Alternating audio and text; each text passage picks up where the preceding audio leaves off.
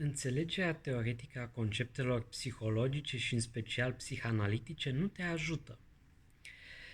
Tu atunci când citești despre toate aceste lucruri și crezi că ele servesc la dezvoltarea ta personală, de fapt, fără să-ți dai seama, mintea ta încearcă să le folosească ca pe o armură pentru a evita să ajungi în contact cu părțile dureroase din psihicul tău, folosind intelectualizarea și raționalizarea. Două apărări care sunt specifice persoanelor educate. De exemplu, conceptul de transfer. El nu se folosește la dezvoltarea ta personală pentru că el reprezintă o dinamică vie ce apare în cabinet.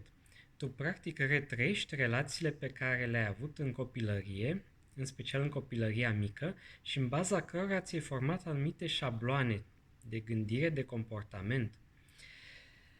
În schimb, mie îmi folosește foarte mult să înțeleg conceptul de transfer, pentru că atunci când tu ești în cabinet și mă vezi ca pe o formă de autoritate, sau mă idealizezi, sau mă eviți, sau dimpotrivă mă devalorizezi, eu îmi dau seama cum funcționează aceste șabloane și pot să le fac să iasă în evidență și pentru tine.